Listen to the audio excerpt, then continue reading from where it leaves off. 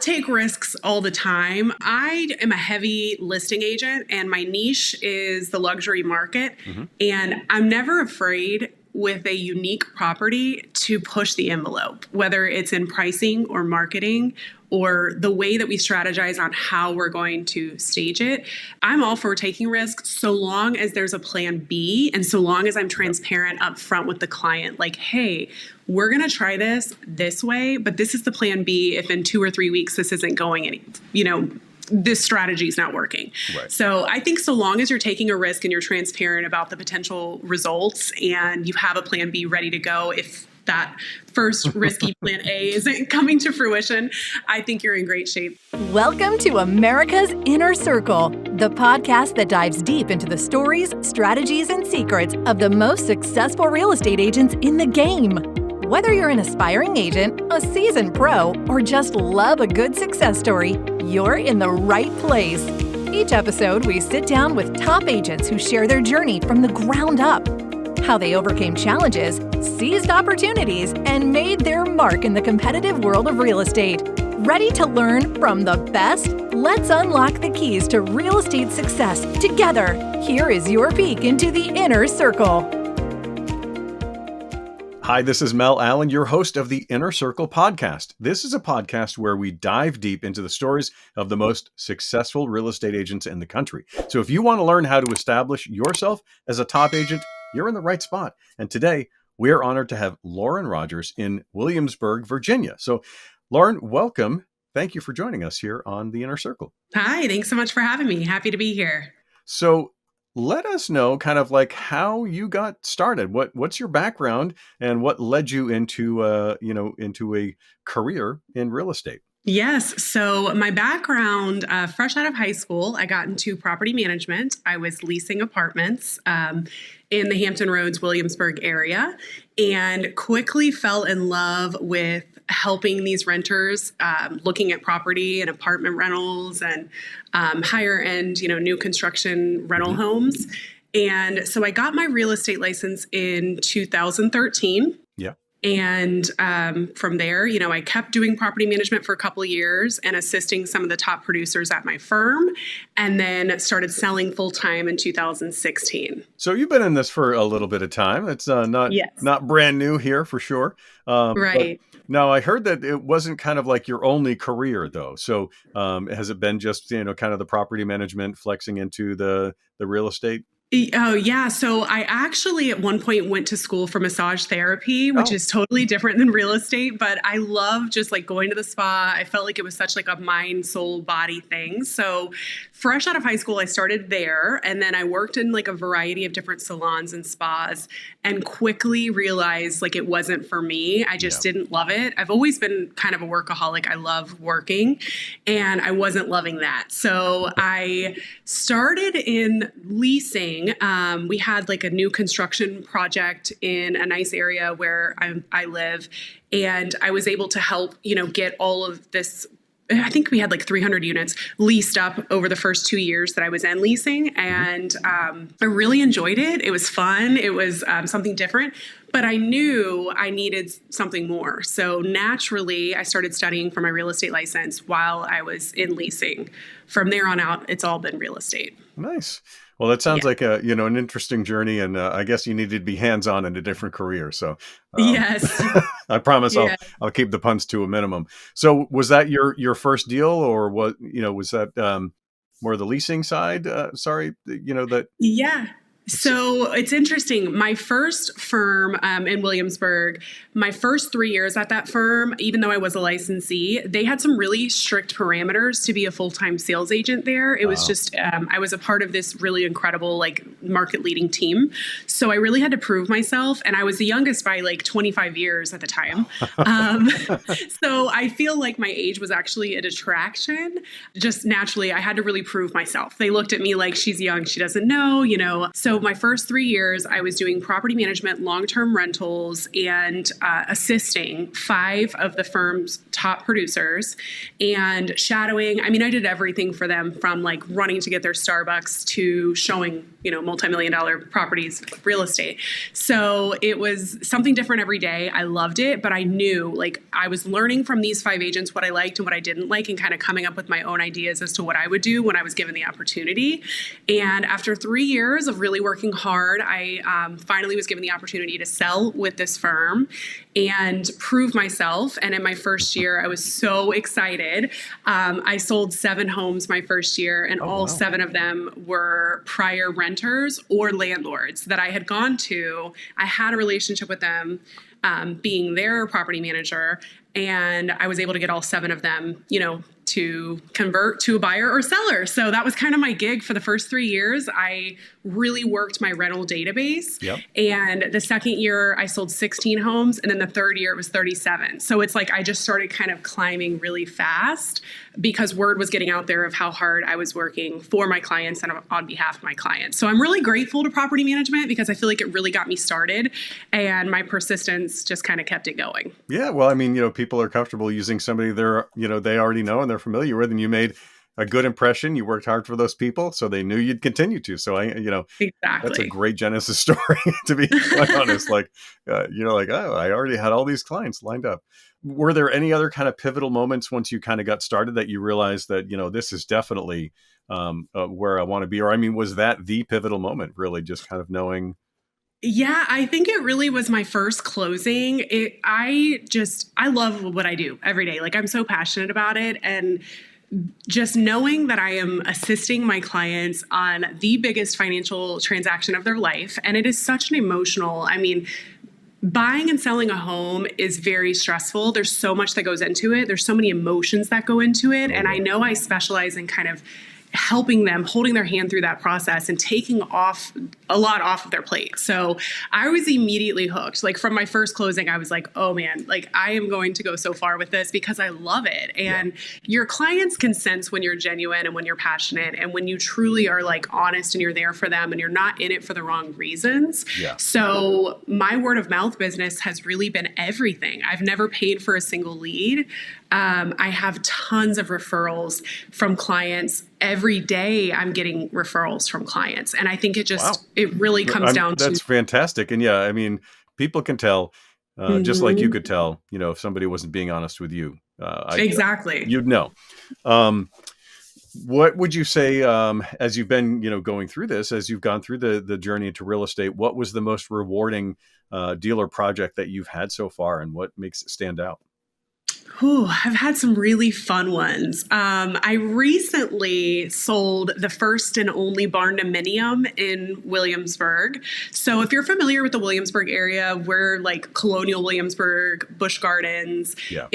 We have a lot of like historic, beautiful brick colonial homes, and our county has never had a barn-dominium styled home, which is like that farmhousey, barn looking house. So I was working with an investor client, and I got to really be a part of the whole project almost from the ground up. And it was just so interesting because our area has never had anything like it. We created this new market through this barn-dominium sale, but it got a lot of activity and it went really well. So that was fun.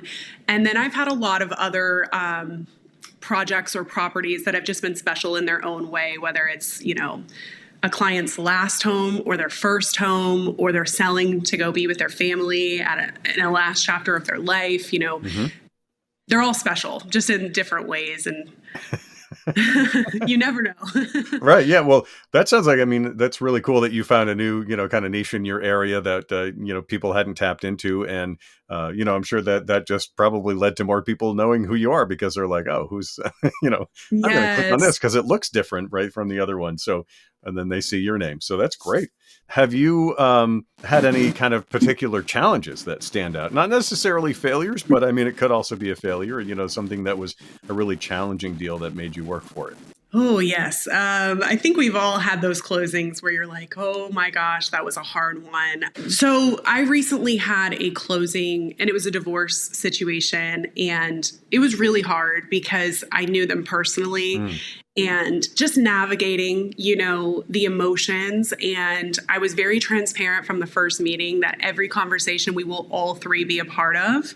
Every text message will be in a thread with the three of us. Right, a group. Every email, everything. It was really important to me that they looked at me as a professional and not just a friend, because it's easy to kind of vent to a friend. But when it comes to real estate, I am a professional and I'm going to help you get across the finish line, but we've got to all be on the same page. So that one was a little challenging because there were times when I had to remind one of the two parties of my role in this. Yeah. And as much as we are kind of therapists in a way, it just got a little crazy. And then we had some issues with the move out. The seller, one of the sellers of this divorce, wasn't completely out. And I showed up like immediately with a crew, and we were just like throwing stuff out. I mean, what was left was kind of trash, but it was a race to the finish line. So we got it done. I'll do whatever it takes to get it done. But when it was all said and done, I was really relieved. Yeah.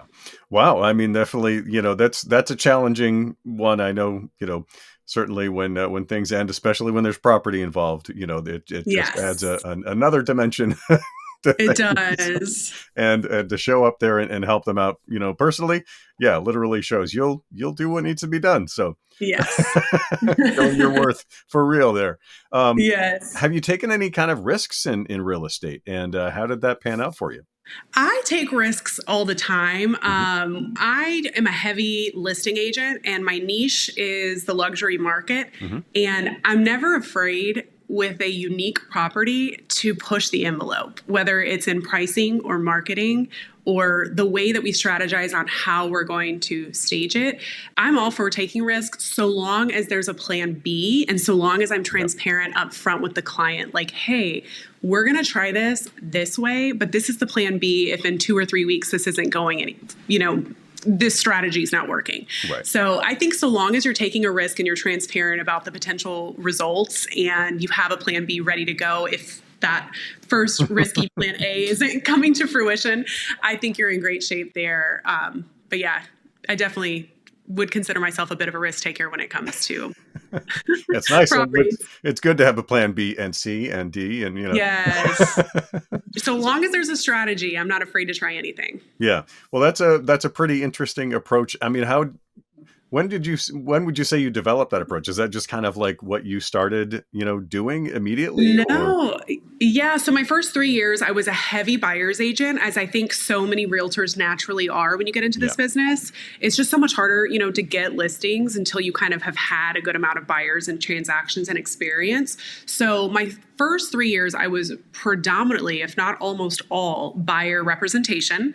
And a vast majority of those were my renters that I knew through my property management years.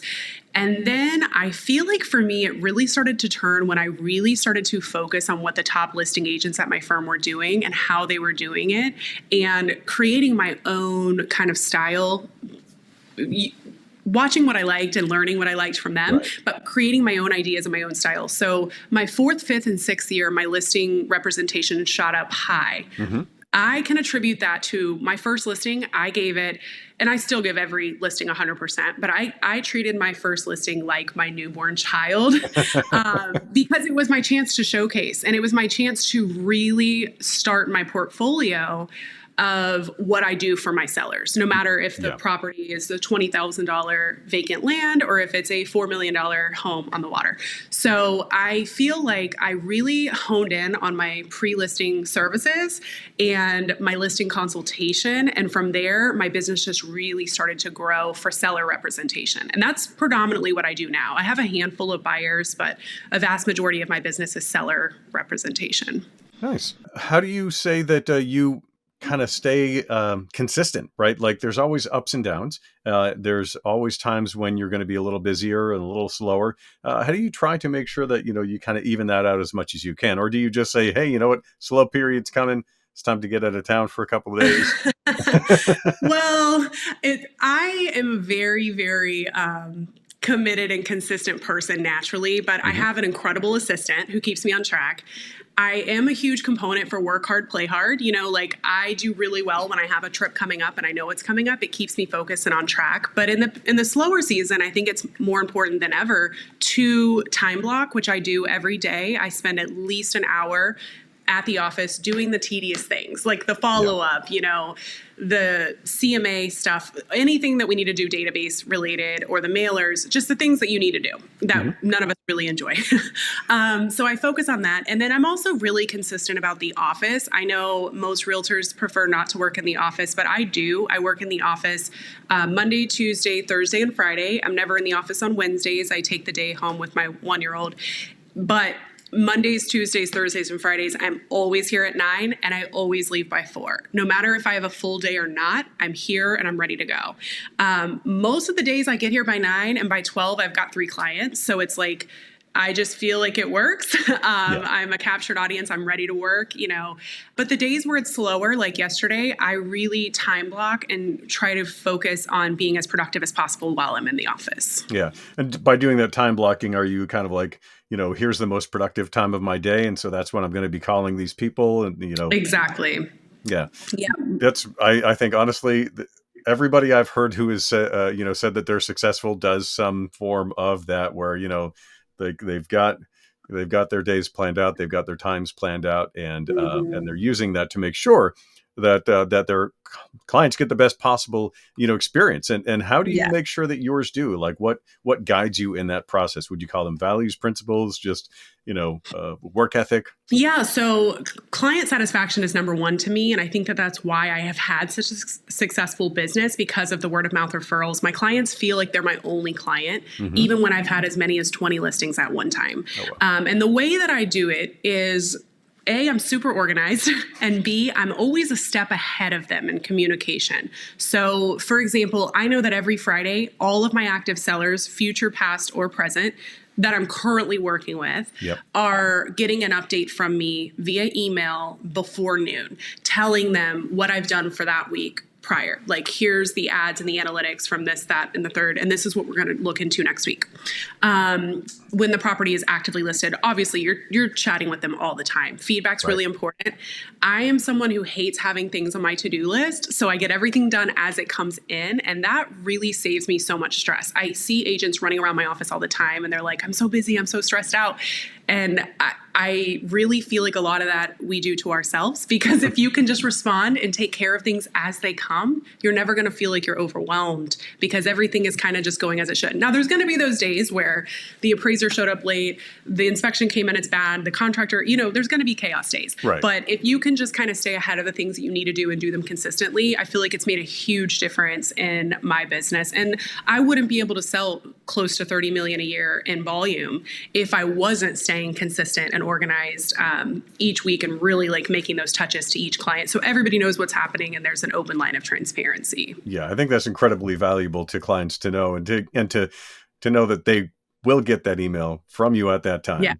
Yes. And I set expectations too. I think expectations are really important. When I get a new client, whether it's a buyer or a seller, I ask them at the first consultation, what is your preferred method of contact? Like, do you want a weekly email? Do you want a daily text? Do you want a phone call? Do you want a Zoom meeting? Like, what's important to you? And most of the time they're like, oh, XYZ. And I'm like, great, then we're going to go ahead on every Wednesday at 10, you're going to hear from me. Does that work for you? And they're like, yes. So that new property address or buyer is in my calendar. Every Wednesday at 10, we're reaching out. And you always have something to talk about with an active client or upcoming client. You can always find some content or value to bring. And sometimes it's just hey, how are you doing? I'm so excited to get you in a new house this year. I was thinking about you and wanted to see how things were going. So nice. Yeah, I live and breathe by my calendar. So I definitely agree that having those things that are out there, people always ask me, they're like, oh, do I need to send you a reminder? And I'm like, oh no, it's in my calendar. No. I got it. If it's in there, we're good. Like before you and I finished that conversation, it was already in, so. Yes, that's me. It's like my real estate Bible. Yes. Yeah. You already mentioned that you kind of you take Wednesdays off. How did you get to that point where you were, what did it take to get to that point to balance the personal and the professional aspects of real estate? And you're already acknowledging that there are those days when just everything's stacked up and it's all demanding. Yes. Yeah, that it was really important to me. So I have two daughters, and my firstborn was born in 2020, the week of the stay-at-home order. And a week after she was born, I was unexpectedly changing brokerages. And I was at a brokerage, the only brokerage I'd ever been at. I was there for 8 years. I had no intention of ever leaving. I was happy there, but they started restructuring everything due to the pandemic, and it resulted in our entire firm leaving. And I was really like torn because I was just starting maternity leave as a first-time mom the week of COVID. It was scary times. Okay, it was not my brightest month, but I knew exactly where I wanted to go, which is a local boutique firm in my town in Williamsburg. We're number one, have been number one in our area for a long time. And I have always admired my broker because she's local. She runs this incredible firm, and everybody here is so happy, and they just have incredible marketing. So I was excited about the change, but it was very scary. So when I came over to Lismore, I didn't get a maternity leave because of the change and my business and getting the word out to everyone and the pandemic. And then the market went crazy. So I went back to work when my firstborn was 5 days old. I don't think I realized how quickly kids grow. And I do this time. So I really I was working 40, 50 hours a week from 2020 until really 2022 because the market was so crazy. And it was really hard because I didn't get any time really with my brand new baby as a brand new mom. So when I got pregnant with my second daughter, I was like, I'm not doing that again. Obviously I have a great bond with my 4.5-year-old now, but I was like, I can actually have a maternity leave this time. Like my business is stable. I'm not in the middle of a pandemic or changing firms. I'm very, very much supported at my firm now. So I decided at that point, I was like, I'm taking 14-week maternity leave, and I truly took it. I gave every single one of my listings to my coworker. I had my baby May 31st, so we all know that was like the worst time that I could have had a maternity leave. But my coworker, who I fully trust, did an incredible job. She took over everything, and I helped remotely. Like I did some marketing and stuff just because I can't sit still for long. But at that point during maternity leave, I really enjoyed those 12 weeks with both of my daughters. And I thought, I can scale this. This is a part of being an entrepreneur, and this is one of the benefits of being in real estate. I've always worked 40 hours a week. I don't have to. So I'm going to take Wednesdays and make that my family day. I'll work remotely at home with the baby and sometimes with the toddler, depends on what we have going on that week. But I've taken every Wednesday, off. I say off, but in real estate, do we ever really have a day fully off?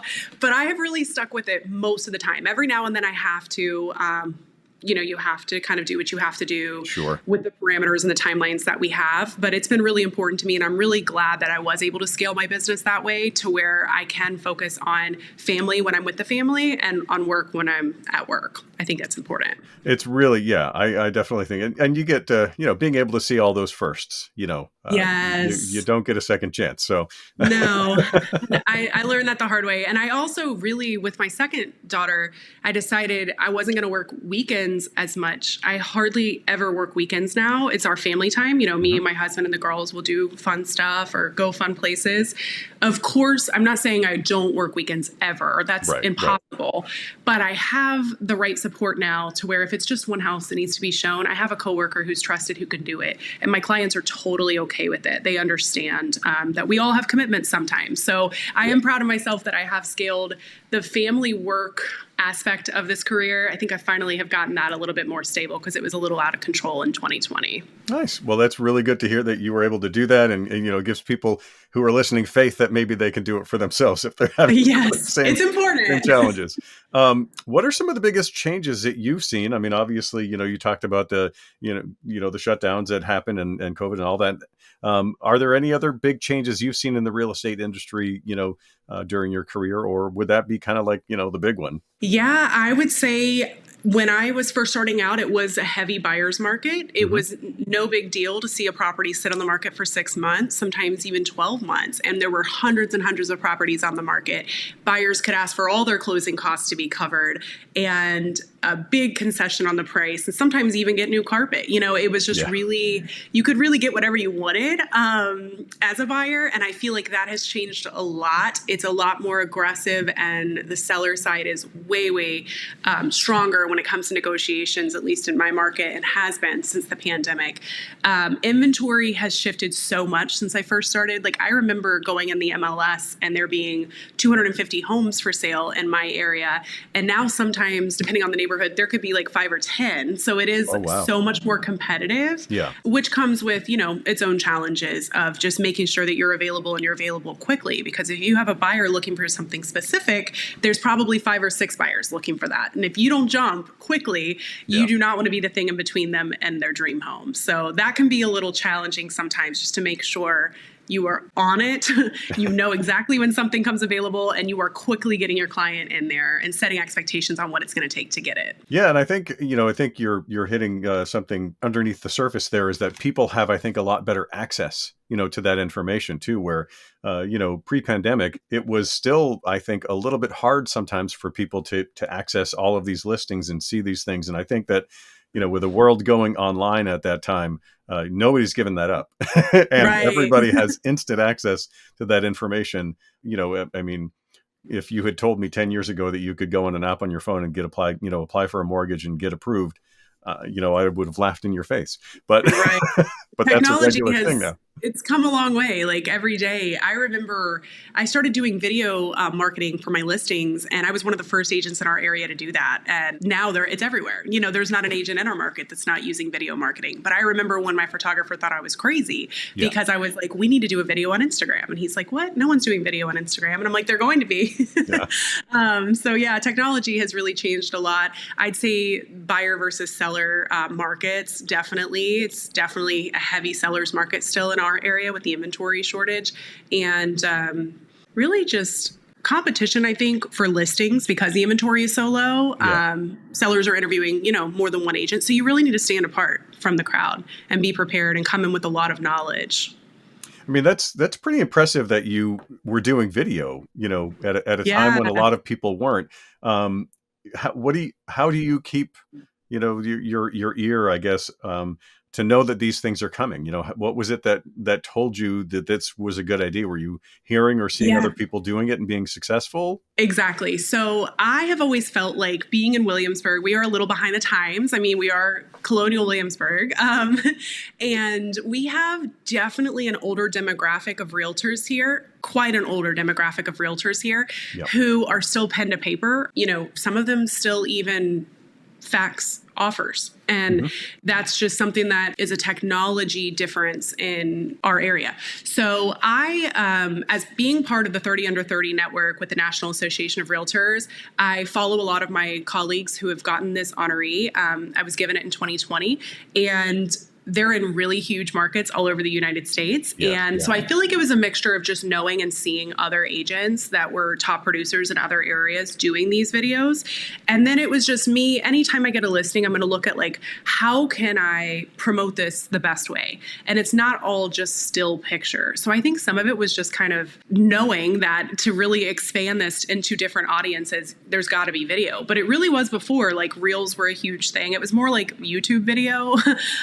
Like, it didn't even look good, like, when I look back on it. But I remember my photographer saying, like, he was creating this new photography package for me, and then other agents started doing it too. So I'm really, like, happy to see that now we are doing more creative things for our listings, because I think it's important. You can't just post some pictures, sit back and wait for your home to sell. You need to proactively get it in front of people, and show them the story of the house, and just kind of really try to get it out there as much as possible. Well, I mean, whenever you're doing sales, you have to meet people where they are, right? And if they're online, that's where you've got to go. So, and if they're watching videos, it just makes sense. And congratulations on the 30 Under 30. And there's a reason people are on that list, right? There's a reason why those people stay in touch with each other and have that network, and leverage that, like, as you did, to see these trends. Is there another way that you kind of like keep your ears open for the trends, where do you see that's kind of the main way? Well, I'm really big on feedback. So when I work with a client, I ask them face to face, like, how was your experience working with me? And people love to talk. I'm a big listener. You have to be. And they will tell you everything that they want and everything that they need if you just listen. But I have found that asking for constructive criticism is so important because you can't be better if you can't accept the things that where you're lacking. So I really feel like a huge part of it was just asking. And one of my first luxury clients, I remember I was so excited because I had my first $1 million listing. And at the end of it, I looked at him and I was like, listen, you were my first luxury client. And he looks at me and he's like, no way. And I was like, you were. And he's like, Lauren, I have bought and sold at least 40 homes in my life. Like, you really knew what you were doing. And I was like, well, I think I appreciate that, but I think some of it, I'm kind of faking it till I make it over here. But I looked at him and I said, what did I do or not do that I should have done better? Because you are the exact type of client that I want to attract. And he smiled at me and he was like, well, you've already got all of my referrals. And he said, but when you came to my house the first time, and before we had even taken a step into the foyer, you spit out, oh, didn't so-and-so build this in 19 whatever year? You pointed out the luxury oven that we had, which is a very specific brand that you immediately knew what it was. He was like, your attention to detail is so evident. And when you're selling a luxury real estate, you need to have attention to detail. So he said from start to finish, that was really important to him. So I honed in on that. And moving forward, I was always like huge on the details. And the clients, it means so much to them, hyper focusing on those details. Because if they show you something that they renovated, ask questions like, why did you do that? Oh, you picked a Carrara marble. Do you remember like where you purchased this and why you picked this one? They're going to tell you this whole beautiful story about how excited they were to update their island and all the birthday parties that they had there. It just makes the whole relationship so much more special. So I think having a high attention to detail is really a big part of that. And as they're telling you those stories, I mean, you were always picking up a lot of important details and associated things that you're like, oh, so you did a renovation in 2008. Okay. You know, that's important. You know, yes. It's like, add that to the feature list. Right. Would you say that you've heard any other trends that you think are coming along through that process? Not necessarily. I obviously feel like social media is bigger than ever right now. So like lots of video, lots of marketing in that way. But I don't know of any like specific trends in my direct market that I see. Well, we'll have to keep, our eyes on the 30 under 30 and see what they're doing. Yes, yes. It is such a great group. We went to New York City in September, and it's just so cool to hear like how other top producers are doing what they do. And we really do collaborate and learn from each other. And I think it's good to always shake things up a little and try something different. Nice. Yeah. And you're definitely going to see it, I think, on that list. So yes. Would you say that for, new and aspiring agents that, would that be like your best piece of advice? Keep your eyes on those people? Or is there something else that you wish people had told you when you were starting that you're like, man, I would have done things differently? I really wish someone would have told me, you've got to be consistent. You have to be persistent and you need to be patient. Nobody comes into this business and just starts selling houses left and right. You have to make a name for yourself. And sometimes that means doing things you don't want to do. Maybe you do have to work open houses every Saturday. I did whatever it took to get the experience I needed to get me to where I am today. And lean on your brokerage. It's really important that you have support from your brokerage. I didn't at my former brokerage, but I truly do now. And you need that education and mentorship more than you know. Because when you go to your first listing appointment and they're asking you how many homes you've sold, and it's 3, and you're in a home that you definitely feel is a little out of your league as a newer agent, you need to be able to look at them with confidence and say, my team at XY Realty has represented over 500, clients just in your neighborhood in the past however long. You really have to have that to back you. But I think that's huge. I also highly recommend shadowing a top producer and just like really understanding that real estate, people think all the time it's like so flexible, but if you're selling a lot of real estate, it is not a work when I want to, vacation when I want to, just glamour job like HGTV and other like things have made it look. It is hard work. And sometimes it is stressful. I mean, you're negotiating multi-million-dollar deals a day, and you've got these very particular clients with different personalities with high emotions that you're representing. So you need to be in control of your emotions. You need to be a facilitator for them. And a lot of that just comes with knowledge and education, which takes time. So stay patient. It sure does. All right. So patient, consistent, persistent, get that Yes. mentor-mentee relationship and lean Yes. on your brokerage. Yes. There you go. I mean, Sorry, that was a lot. We got a lot for new that agents. is, yeah. I mean, I think that that's a really good collection for them to have. Do you see a lot of mistakes that agents who are starting out make that they really could easily avoid, or did what you just say kind of cover that? Yeah, no, I do. I feel like new agents really need to know the paperwork like the back of their hand. When I Mm, first started, I read everything, every contract in our area, every addendum in our area, and I made like little summarized bullet points on everything that I kind of studied because you need to know that stuff. Like, and you really need to know it well because when that time comes and you have a contract signing, you want to be able to say, while it's upside down in front of you, paragraph 4B is referencing the termite and moisture inspection, which is going to happen, and just spit out all the facts.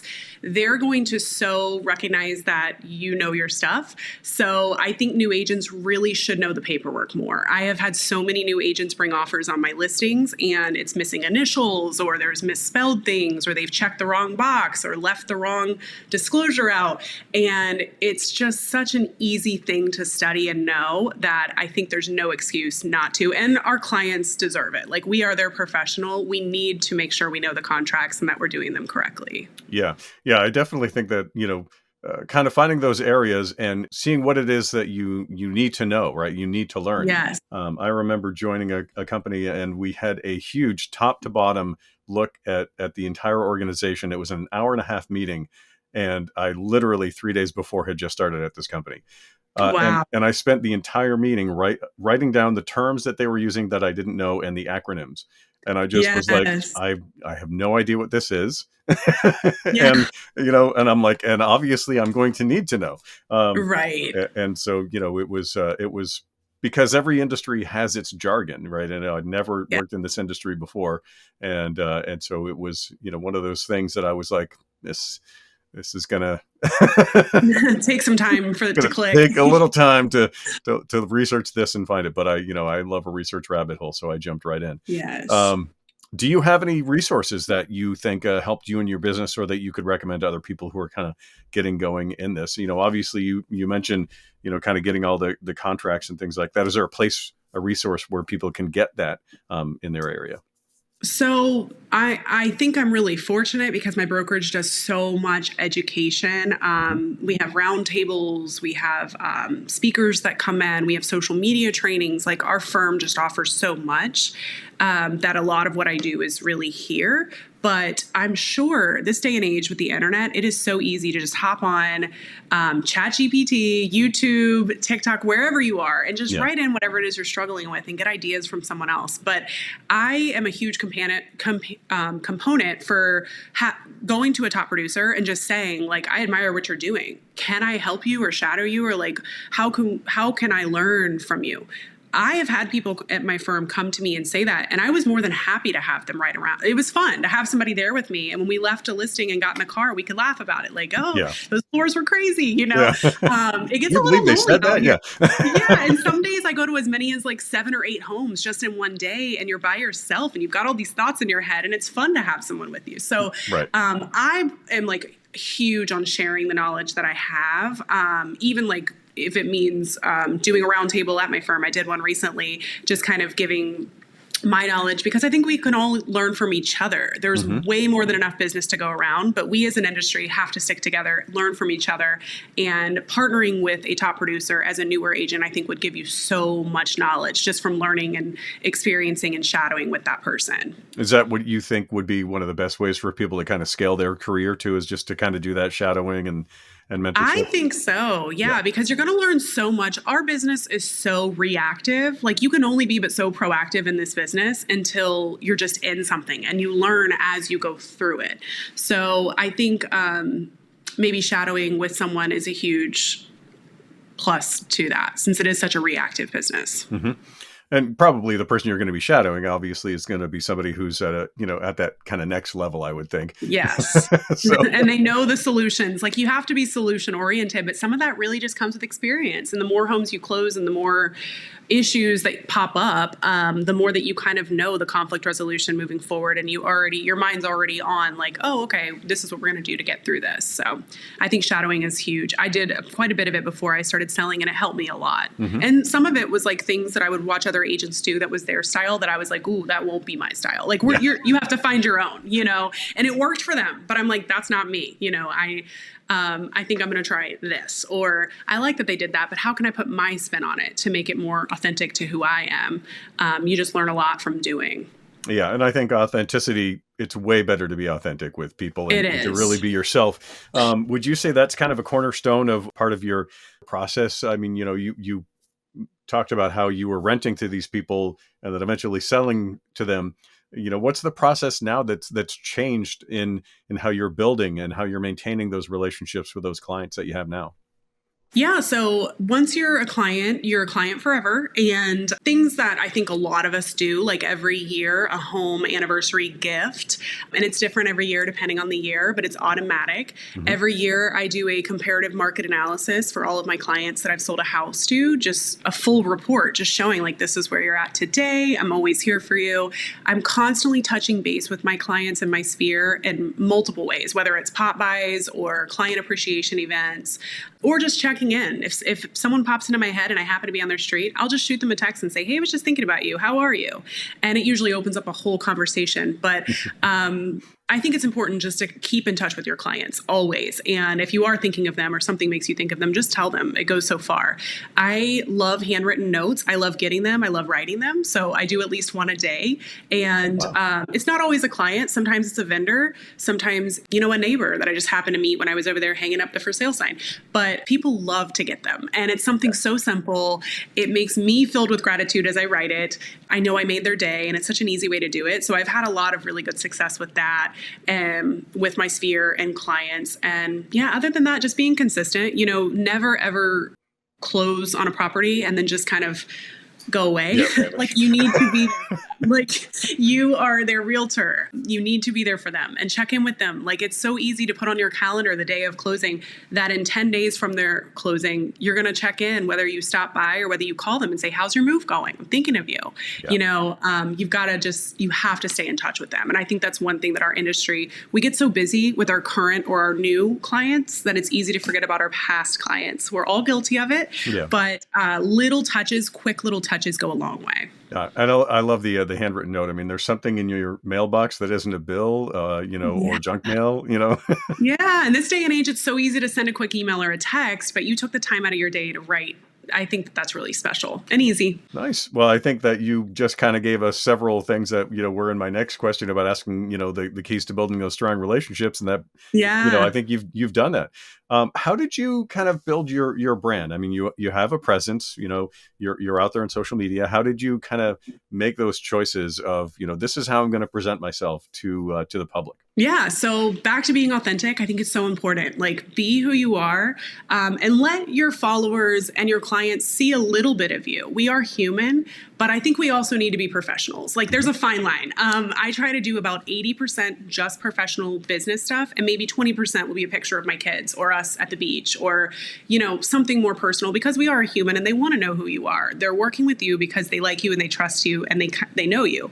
They can't like you, trust you, know you if all your posting is just listed, just sold, and house, volume. Yeah. Who is the person behind the social media account? So I think being authentic and just showing them a little bit of yourself while keeping it professional is important.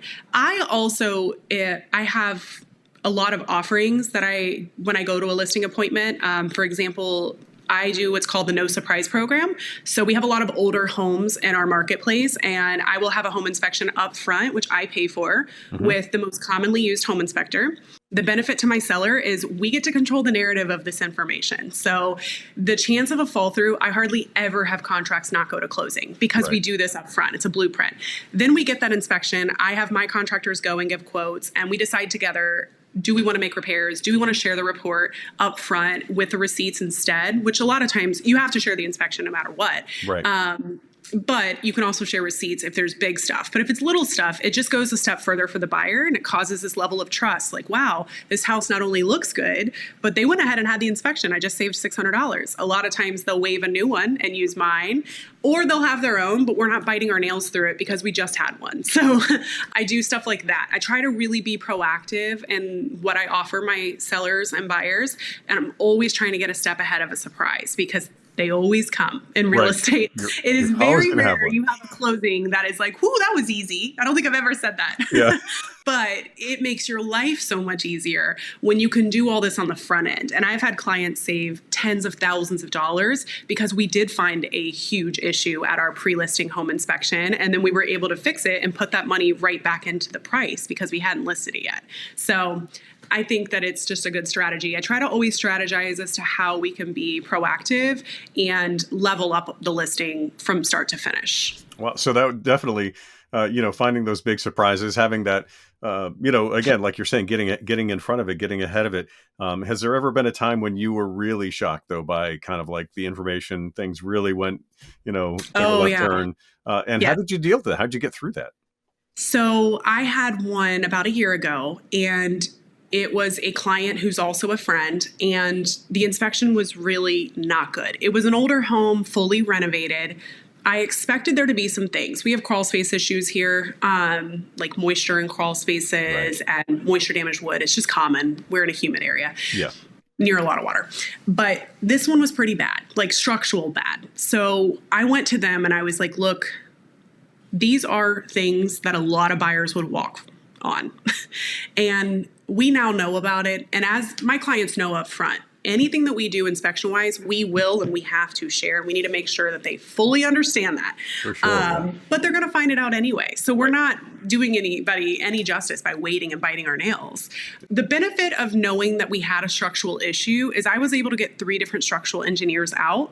One of them came in at like something crazy. I think it was $65,000. The second one was like 22, maybe 25. And the third was like around 10 or 15. So we obviously went with the lowest of the 3. But we were able to like do it, rectify it, share the warranty information up front. It did make the sale a little harder, but our first buyer didn't pull out like I think they would have. Yeah. Finding out that information on the back end, that would not be, especially if they found out you had held that back. Exactly. Not a place you want to be in. That's not a good place to be fighting from. You must have some moments though that really stand out as ones that you're so proud of, like how it went. You maybe saved somebody something, or maybe you found out, wow, there really aren't as many issues as we had even thought that there might have been. Are there some moments that you can share that you're really proud of that happened? I had another client who was meticulous. He was the original owner of his home, and he swore, I don't need a pre-listing inspection. I don't need it. And I said, you probably don't need it, but I'm offering it. It's free. I think it will help us, and it will help me sell your home because it's a clean bill of health if you really think there's nothing on it. Well, come to find out, his roof, which really wasn't that old, was completely defective, and he had an active roof leak into the attic. So he was so grateful. He's like, I'm so glad that you told me to do this. We had to put on a new roof. It was at least $25,000. This was a 1-level ranch. And since we put a new roof on, I was able to adjust the listing price to reflect that and put in all the marketing like brand new roof. So he saved, I don't think we were able to get the full cost of the replacement, but we got really close to it. And had we not done that, he would have been in the hole that entire amount. Right. So I have had a lot of success with it. I also do on my luxury listings where there's no comparable, or I'm struggling to find a comparable, and maybe the luxury seller's number is a little bit more aggressive than mine. I'll do a pre-listing appraisal with a third-party appraiser and see how they come in. Like, how did they do it in conjunction with, obviously my market analysis. Right. Sometimes those go good. Sometimes they don't. If they don't, then at least I can prepare the client like, hey, realistically, this is where the bank is going to lend. Yeah. And it is lower than we were thinking. We can still try your number, but we do need to be prepared that if it is a mortgage, this could be an issue later. And they're usually like, okay, I'm so glad we know that. The expectation is set because we've had another professional come in and give their opinion. Right. And you're giving them options. I mean, at the end of the day, you can't wave a magic wand. So no. And I'm always happy to try. If there's a number difference between me and a client and I'm like, "Ooh, that's a bit aggressive, but what if we try your number for 2 weeks? And then if that's not going good, we try mine." And they're like, "Okay, you win, I win. We're going to lose a little momentum, but we'll get it to my price if we need to." That's nice. Yeah. That's a good way of, just, you gotta be flexible, Yes. and It's a partnership, yeah. No one's in control. We're in this together. They're coming to us for help. We're here to assist and guide them. But at the end of the day, it's their home. And it's a very important partnership that we all need to be on the same page on. Yeah. And you're not branded Lauren, my way or the highway Rogers. So never. No. We've always got to have options. Yeah. You don't want that to stick. Right. What do you see as, kind of like the next step of your career? Is that, coming up in the next couple of years? Are you kind of just planning on, staying on this trajectory? Where are things going? Yeah, I'm really, really happy with the way my career is going. I've had a lot of mentors, colleagues, realtor friends tell me you really should have a team or you should start thinking about growing a team. And everything I know about teams right now, it just doesn't seem like it's something that I'm interested in. I love having an assistant. I'm fully at a manageable volume. I don't see my volume changing unless it's maybe going up a little, but I'm so happy where I am and content. I feel like I just want to keep on this route, keep specializing in listings.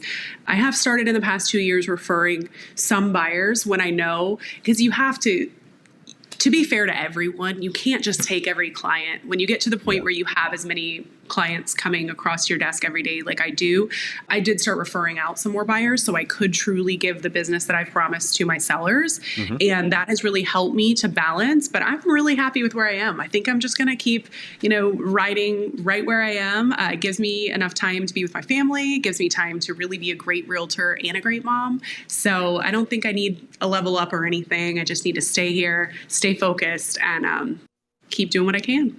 Nice. That sounds really good. I mean, a lot of people, want to leave that legacy, to the, yes. Whether it's the next generation, whether it's bringing the kids on showings and trying to, some of it rubs off. But do you have any kind of a, long-term, maybe, someday kind of plan like that for yourself?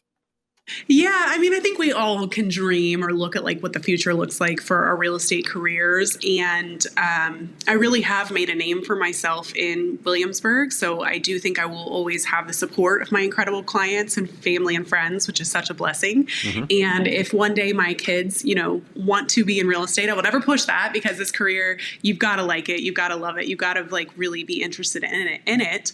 But of course, if one day my daughters show interest, I would love to see them take over the business and keep it kind of in the family. That'd be great. Nice. What would you say is kind of the most, interesting, unusual, some property that you've worked with that really stands out?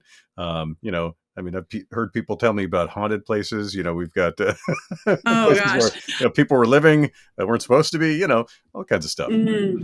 I once had a house that was built in the 70s, and the owner was quite elder, and her family lived all the way in Germany, and we were helping get her to assisted living, but the house was just really not in good shape. And mm-hmm. she had a really hard time getting rid of stuff, and it was borderline a hoarder. Truly, there was just stuff. I was overwhelmed. And I left that listing thinking, I don't know if I can take this client on. I just don't know how I'm going to help her or where to begin. Yeah. Where do you even start? Right. Right. It was overwhelming. And I was just thinking about all my other clients and all that I already had going. But I left and I was like, this lady really has no one. And I know that I will take care of her. So it was a journey. I mean, start to finish, we had an estate company come in and clean it out. The carpets were all green and very stained. There was wallpaper everywhere. It was a small little brick ranch styled home.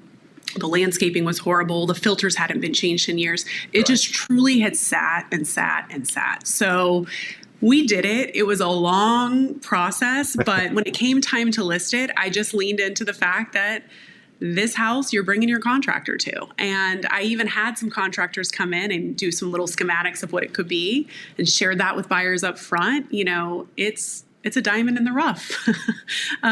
So that was one that comes to mind. That was, a project and definitely different. I don't think I've ever had anything haunted or anything like that yet, but you never know. I am in Colonial Yeah. Williamsburg. But yeah, and and who knows? I mean, you could be haunted by thinking you have to do it again. So Right. That was a scary one, but at the end of the day, we got it done. there you go. And yeah, taking a journey with that lady. That's nice that you went through that and that process with her and helped out. Yeah. Have you ever thought about what you would be doing if real estate wasn't the thing that you're in? Is there another Yeah, calling? I have. I truly think I would be in the renovation realm or interior design or staging or maybe even a general contractor because I love houses and the start to finish and the gratification that I feel when helping a client through the process, like of maybe staging their home for sale or picking design finishes if they ask for my opinion. I definitely think I'd be in the real estate world. It would just be different, whether it be renovating or staging or interior design.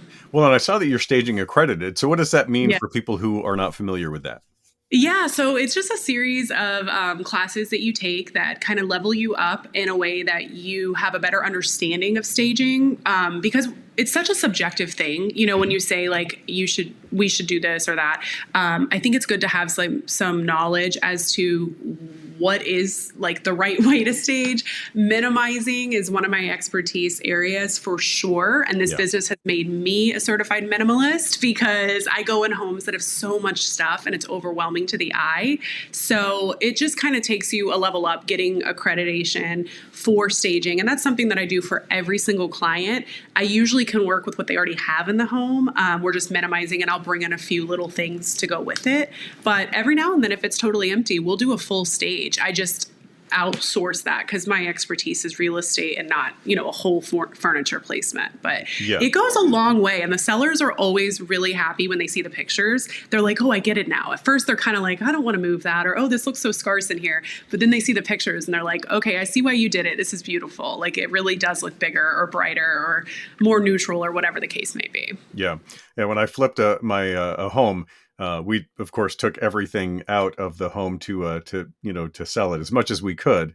Yes. With leaving some of the pieces of furniture behind. We had a bit of a transition period that we'd planned, and I went to YouTube and magazines, things like that, and set things up. And then I had a friend of mine who is a stager come through, and by the time we were done, was like, I kind of don't want to move. That's what my clients say all the time. They're like, well, now that you did all that, we're kind of thinking we should have stayed. I'm like, oh no.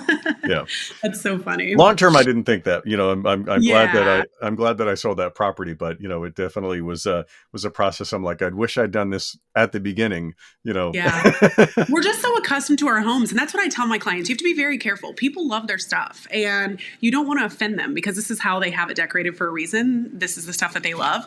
But I tell them, I'm like, we have grown an eye to our home and we need to really have a fresh outlook so that the buyer can envision their stuff in this space. So less is definitely best, but just having that accreditation, I think, kind of leveled up my knowledge as to what I should be doing and how I can best decorate for my clients if they need that extra touch. That's yeah. I mean, I think it's wonderful to be able to see those things, and and a lot of people aren't willing to challenge themselves on that. I've gone to those planners where I put in the dimensions of my room and things like that, and be like, okay, show me what this would look like, and then I'm like,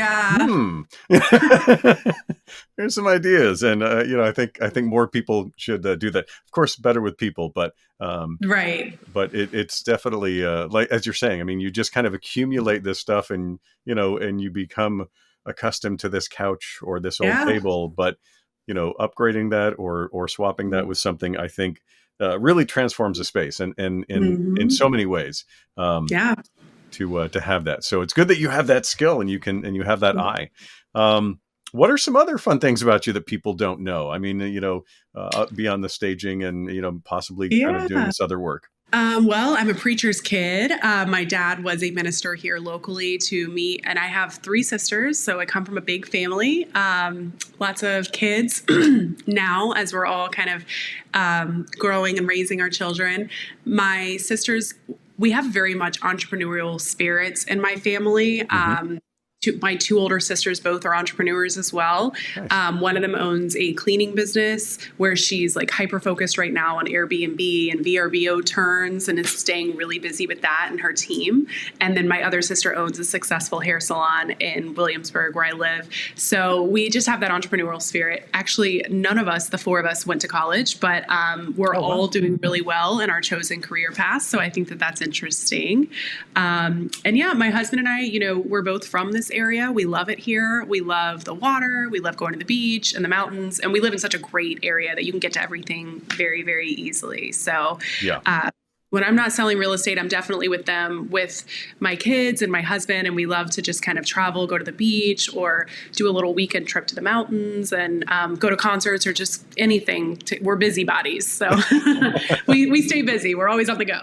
Well, that's good. It's good to, always have that and, gain those experiences, you have a family, that's growing and be able to have these, we call them adventures, that you're taking together and all of those memories. And, it's always interesting every time we take a vacation, we all have, these memories that pop up, the year later and we're sharing and we're like, oh my gosh, I didn't know you got a picture of that. Yes. So I love that. it's wonderful to have those moments and anything near the water, my gosh.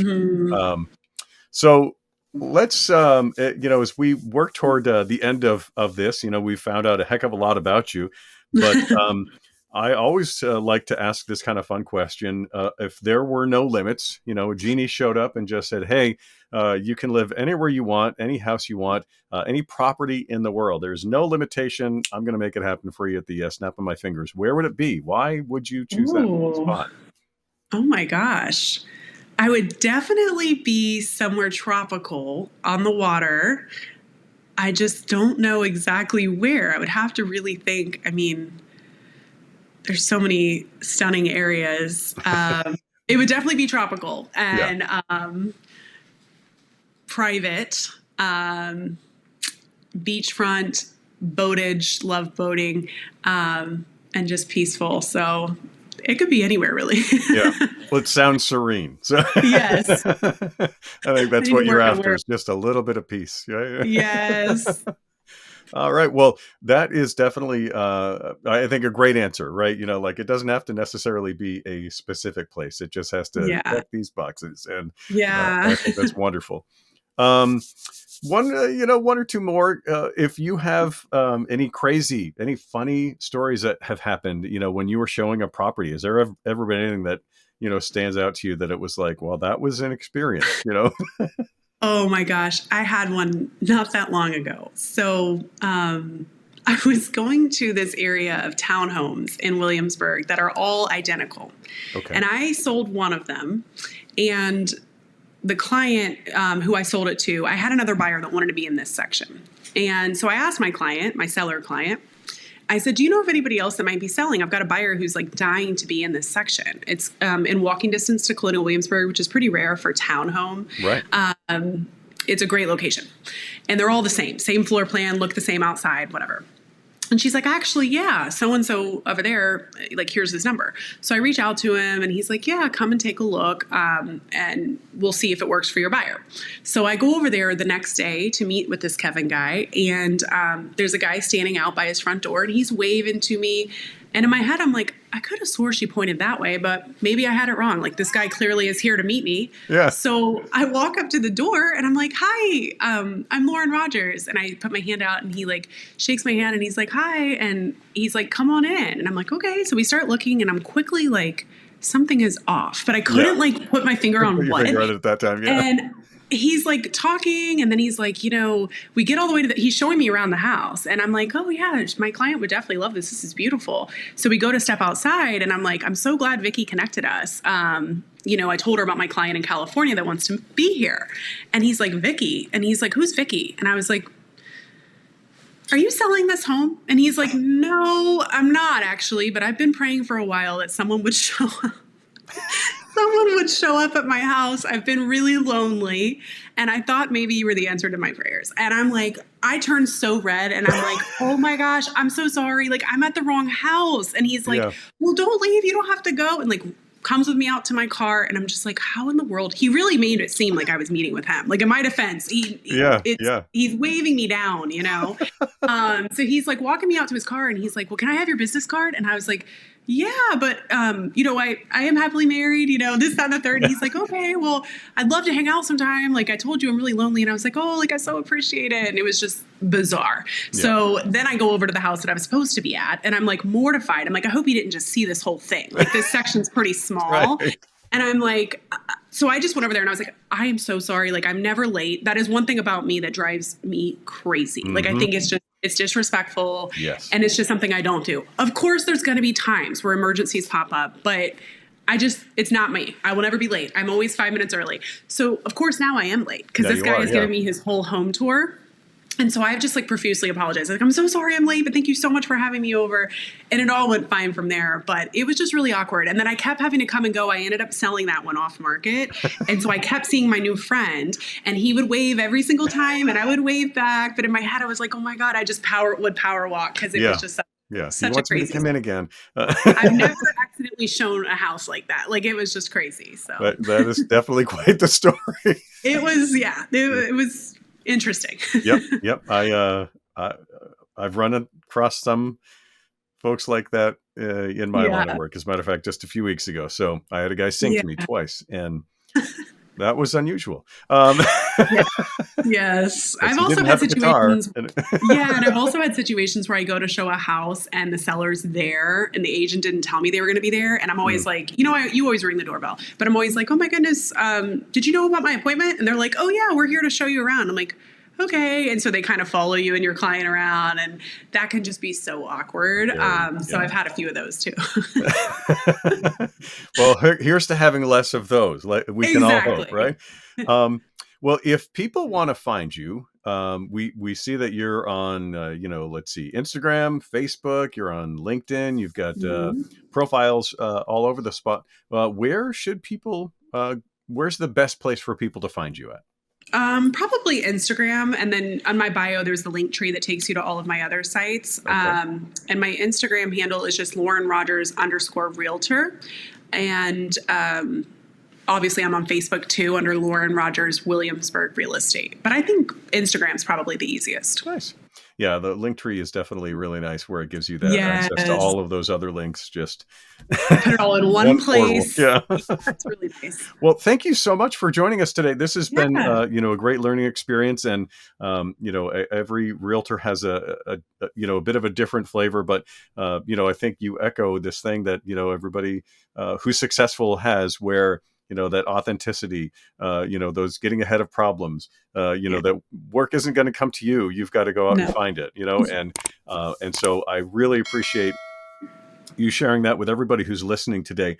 But Lauren, thank you so much for joining us. That is going to wrap up this episode of the Inner Circle podcast. And I hope that everybody listening has found some wonderful, enlightening advice from Lauren, and has some great takeaways on how to take their real estate career to the next level. So again, thank you for tuning in.